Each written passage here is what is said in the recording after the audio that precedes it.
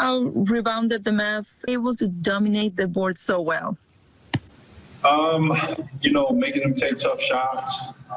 I think that was the biggest thing. Everybody tonight, did what they had to do defensively on the floor and made them make tough shots, and they made some and missed some.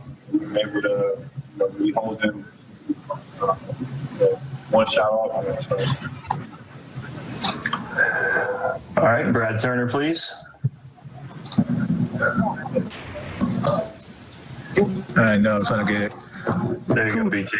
About the play of the bench, especially you, Montrez, and Marcus Morris. How deep is this team? I'm sorry, Keith Morris. How deep are you guys, and how much you guys able to help the starters out tonight?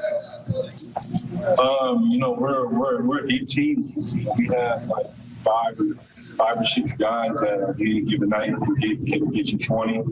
We all just come in and play with energy and just try to keep the game afloat or take the game over. So. Kyle Goon, please. It goes,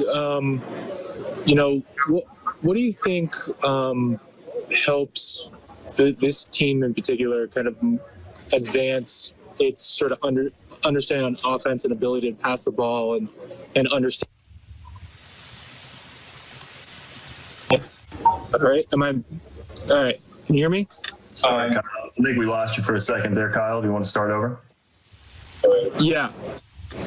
Just what helps these guys able to kind of blend on offense so well and be able to move the ball and understand where each other is going to be? Like I kind of said, we got a lot of guys on this team, a lot of talented players. So, the only thing that can really stop us is ourselves.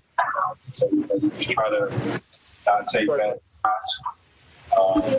Everyone's just trying to move the ball and get the best shot possible. Whether that's the person that has the ball or someone on the weak side, just try to find open man and get quality shots. More to come on Access. It's not a Christmas miracle, but it's close. LeBron and AD combined for a 50-burger. Lakers get the first dub of the season. We'll be right back after this. Alexis, we've talked about the battle on the boards won by the Lake Show, the offensive rebound, second chance points, assists. Much better from game 1 to game 2. Again, still so early. The 60-40 in bench points. Lakers taking a lot of pride in that depth and proving as to why they should be. We got to call Elias Bureau. See if that 35 zip is some sort of record, because that's massive right there. When was the last team got no points from second chance opportunities? Seems crazy. We just talked about LeBron James, Anthony Davis. When we talk about the 33 assists tonight, between LeBron James and Anthony Davis, guys, they combined for 15 of those 33. But AD, from the get-go, 9 points in the first. He had 18 at the half. I mean, was just dominating, finding his spots wherever he wanted on the floor. Hit the mark. Frank Vogel wants him to attempt 5 threes. He was 3 of 5 from deep. I mean, what more do you want from a guy who's rounding into form here in the season? And I wish Pat Bradley would have let me just shoot 2 a game. He wants him to take them. Yeah, and you know what? He can knock them down. It just makes him more versatile, unstoppable. And if he makes a couple of assists early in the game, that clearly opens it up for him, because now they see him as a danger as an assist guy, because they know they have to leave somebody open. He's a smart player. I've seen him communicate with players defensively, running the fast break. He got his points kind of, easily tonight. He ran the break. He dared them to come and double team. He'd make the assist, and then his shot selection is so versatile that you don't know how to guard him. You can't force him left. You can't force him right. You can't lay off of him. You can't get too close to him. Very impressive. Yeah, his numbers in the opener against the Clippers, a little quiet by AD standards, only 18 points. And look, he and LeBron might have these little valleys from time to time, especially in the start of the season with so little downtime during the offseason. But tonight we saw the full arsenal of Anthony Davis, whether it's passing, shooting. He just did just about everything you could want a guy to do, no doubt about it.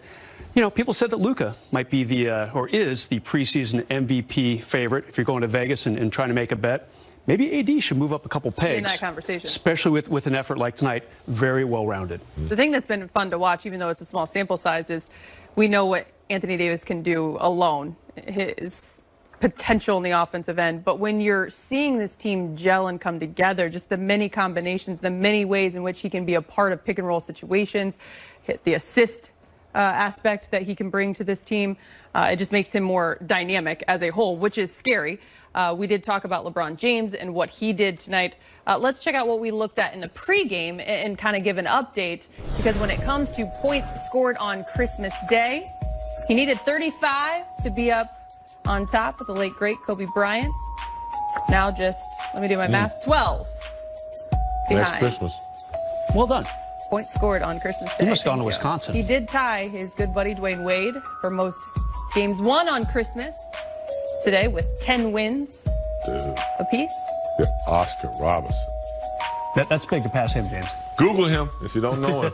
A big O. James, I want to go back to you shooting threes. Riley never let you do that? Nah, you had to have a certain percentage. Yeah? I think you had to be 35% to even attempt one. So Byron and Coop were the only three-point shooters we had. Now, Kurt Rambis once told me, he said, if only Riley had let me shoot threes, it would have been game on. Yeah. Is that true? We didn't let Kurt shoot at all. He had his role. He stuck to it. Get the rebounds. Was a layup. Play some tough defense. Rambo. I like this hat, man. It's kind of cool. You look good, James. You look good. On out of here to the club tonight. Speaking of shooting and someone who really likes fashion, Kyle Kuzma scored 13 points off the bench. He's speaking You with can the take media. some lessons from James tonight. A distributor by name, but hey, pretty strong stuff right there. And I think Laker fans can really be put at ease because LeBron did not play the last 7 minutes of the opener, kind of rolled that ankle a little bit. He assured everyone yesterday, I'm going to be okay, and he definitely is okay. 31 minutes played tonight, of course. When LeBron James is on the floor, he likes to push the pace. Let's do a little Axis 360, because tonight, 20 fast break points for the Lakers makes them dangerous. Yeah, Lakers are at their best when they're playing good defense, forcing turnovers, and then getting out on the break before the defense can get set. Let's take a look at some of their decent defense on the defensive end that led to fast break. There's Luka in the paint. They cut him off. Then they get this rebound right here. Watch Marc Gasol. As soon as his hand touches the ball, his head is up. He hits LeBron, not LeBron, but he gets it out to Pope, and then to LeBron. I don't think there was a dribble in that play. Ball was in the air. Here's another miss. Marc Gasol gets it out quickly. That's very important to get that outlet pass out as quick as possible to Shooter. He gets it in the middle of the paint to LeBron James, collapses the defense. Pope patiently waiting. The good spacing was good. Another long rebound. You see Morris gets it, gets to LeBron. How important is it that Montrez makes this cut only to open it up for Caruso? Montrez goes down the paint. They have to honor that cut, leave Caruso wide open. Another situation, how many centers in the NBA can do this? Get a rebound, start to break, get it out to Pope, and then LeBron is trailing for the slam dunk. This team is extremely dangerous on a half-court basis. But when they get out on the break, I haven't seen anyone that can stop their fast break when they're in full force. So many options. LeBron can lead it. AD can lead it. Shooter can lead it. The long pass is out before the defense can get set. Very impressive. As Ali said, 20 fast break points. That's pretty damn good, Rez. Strong stuff. Great breakdown, too. I mean, Dallas, not great defensively. They got some work to do in that category, sitting at 0-2 right now. Porzingis back in a couple weeks, but that Laker offense, you know, maybe a tough night in the opener against the Clippers, no doubt about it. Short offseason for the Lakers. We've talked about that a lot. But that offense is going to be something to be reckoned with. Lakers look better on paper this season than they were a year ago, and they're starting to show it on the hardwood. In 5 days, LeBron James will be 36 years old. Wow. We said it in the pregame. He didn't look rusty in the opening night, but one thing we all do know is that he is going to take time to work himself back into LeBron James form when it comes to an NBA season. Again, we said it. 22 points on 8 of 18 from the field, 10 assists, 3 rebounds shy of a triple-double. Amazing. And he does it quietly and methodically, and then you look at the stat sheet and you're like, wow, he almost had a triple-double. You know, we expect it out of him every night. If it's 82 games, we expect the king to come out and get triple-doubles every night. It's impossible. Even on a subpar night, he's still impactful. To bounce back from the ring ceremony, he's a leader. And he knows if he only can do it for 15 to 20 minutes, he's leading his team.